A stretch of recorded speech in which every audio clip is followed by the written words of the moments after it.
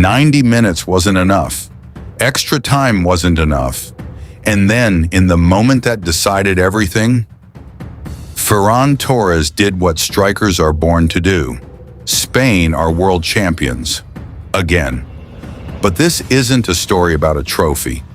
This is a story about a team that was built, brick by brick, for a moment nobody thought would come this fast, and a 19-year-old kid who just became the most valuable footballer alive. This is how Spain conquered the world. Every dynasty has an origin point most people miss.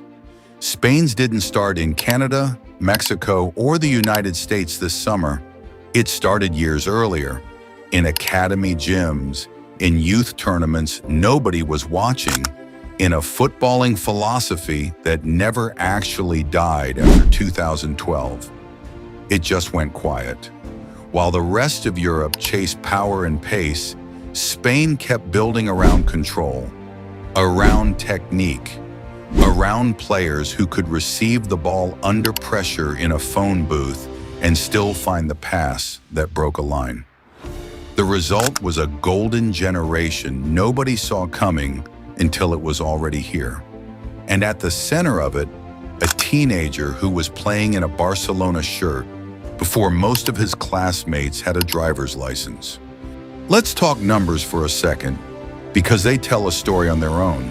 After this World Cup, market analysts ranked Lamine Yamal as the most valuable player on the planet, ahead of Erling Haaland, ahead of every striker, every established superstar, every name that used to top these lists automatically. Think about what that actually means. This isn't a hype number. This is a cold, calculated financial projection built on production, age, ceiling, and marketability. And it says the most valuable footballer in the world is barely out of his teens. Yamal didn't just play well at this World Cup. He organized it. Defenders who'd spent a decade in Europe's biggest leagues were being turned inside out by a kid who wasn't even born when Spain won it in South Africa. But here's what makes it scarier for the rest of the world. He wasn't even the only story. Finals are supposed to be cagey, nervy, decided by a mistake, not a masterpiece. This one had both. Ear miss. Spain controlled long stretches without ever fully controlling the scoreboard, the kind of final where the better team spends 90 minutes waiting for the door to open. And then it did. Ferran Torres, Rezel sequence. Not the flashiest name on that roster, not the most valuable player by any market algorithm, but the one who did what number 9s have always been paid to do: find the one moment the whole match was built around and finish it. The reaction told you everything.